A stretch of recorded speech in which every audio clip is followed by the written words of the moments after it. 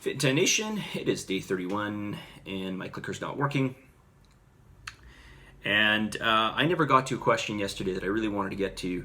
And sometimes I assume that you guys will know this stuff, but I should never assume that. And so the question is this, all right? Sugars, what are acceptable? And further to that, are all sugars, or I guess I should read the question here exactly what it says. Does sugar turn into carbs? All right, so let's talk about carbohydrates. There's basically three branches of carbohydrates, okay? We've basically got starch, and then we've got sugar, and then we've got fiber, okay? These are all carbohydrates. Now, what's the difference between a sugar and a starch? Well, really, when we talk about sugar, we're talking about what we call simple sugar. When we talk about a starch, we're talking about a complex sugar. So what does that mean? A starch is essentially a chain of individual sugar units put together, okay? Whereas what we know as sugar or simple sugar are smaller units. They're either individual units of sugar, or maybe they're di or tri units. That is, a chain of one or two or three. Okay, a chain of two or three, I should say. And so the reason why sugar gets such a bad name, simple sugar that is because it has the ability, so long as the dosage is high enough, to really elevate your blood sugar levels. And that's a problem because your body has to deal with that, because high blood sugar levels are toxic to the body. We have to, and so are low blood sugar levels. We have to be at a certain, happy medium all the time. So when you have a lot of simple sugars, you're going to get this rapid influx because there's nothing really preventing that sugar from entering the bloodstream, unless of course you have things like protein and fiber along with it that will make a big difference. But assuming you're having it by itself, and a perfect example of this would be like, pop, you are getting a rapid increase in blood sugar, and your body has to get rid of that. It's got to get it out of the bloodstream. Okay, and so let's not get into that right now, but you can basically look at it that way. Whereas if you have a starch, the starch has to be broken down. It's got to get into the bloodstream. It doesn't get in the bloodstream as a chain of sugars. It has to be broken down, and basically you can look at it as like being titrated into the bloodstream. So you get this little influx of sugar. So it's more sustained release of sugar over time. Now, not all starches are the same. Not all sugars are the same. They do have a different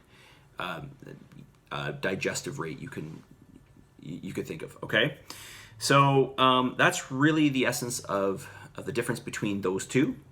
All right, so one is you can think of as a slow releasing sugar. Those are starches, and what we know as sugar or simple sugars are those fast releasing sugars. Okay, now when it comes to fiber, fiber doesn't affect your blood sugar levels. Okay, whether we're talking about soluble or insoluble, we'll get into that in more detail in a future talk. But you can almost look at that as, I'm not going to call it free food because it's not entirely, but it definitely is definitely not like sugar or starch, for sure, okay? But when we look at the chemical structure of it, it's very, very similar, okay, to a starch, okay? So, what are some examples of simple sugars? Well, we know like table sugar, right? Sucrose, right? But there's things like galactose and maltose and lactose and fructose, and the list goes on.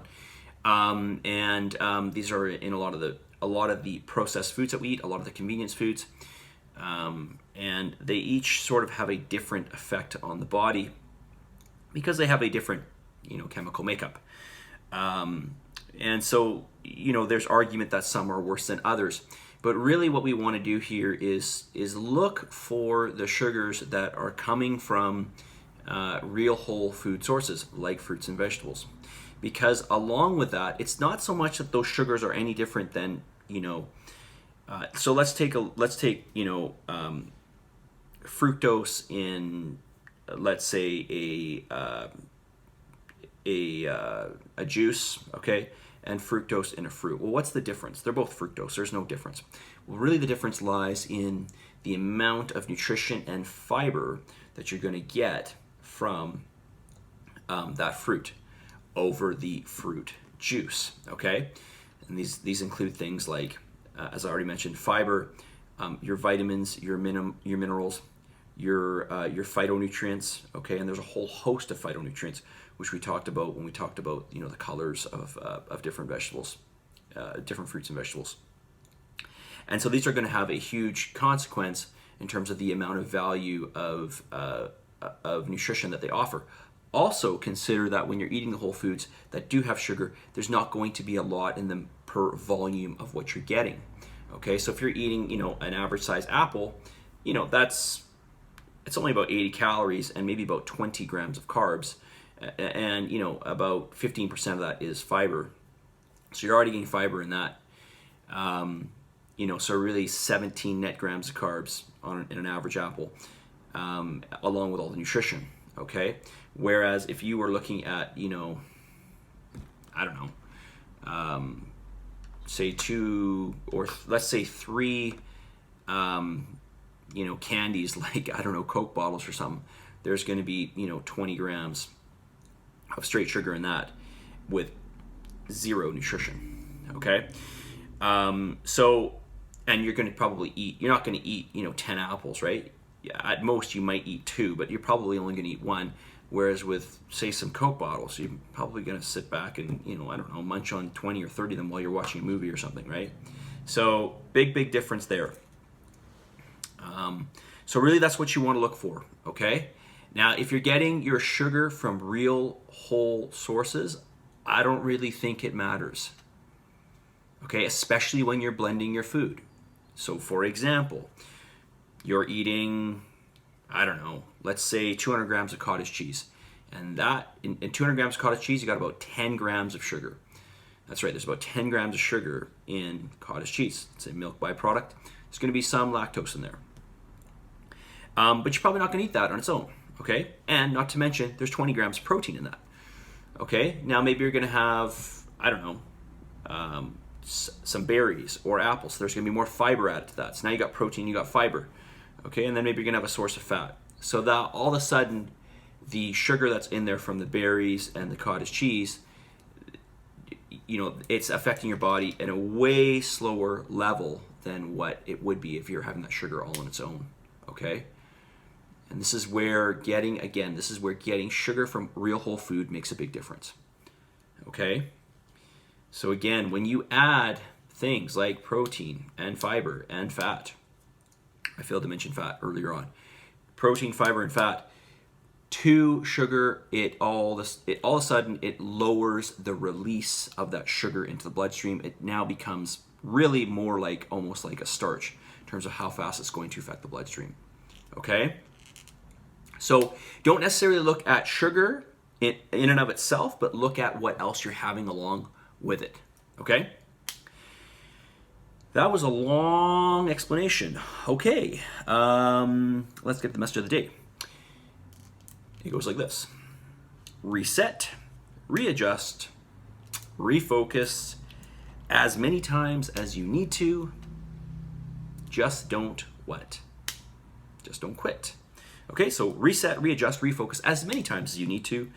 Just don't quit. Yeah, you may encounter times where you feel like you're failing. You may feel like you're failing right now.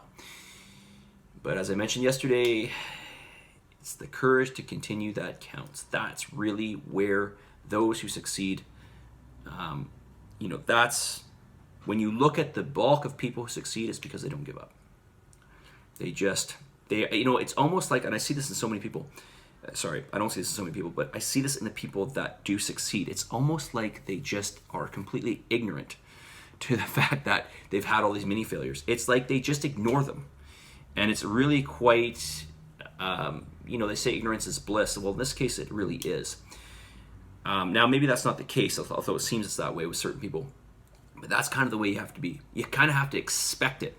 You kind of have to be like, okay, I'm going to start this, and I already know I'm going to encounter, it's expected. It's going to happen.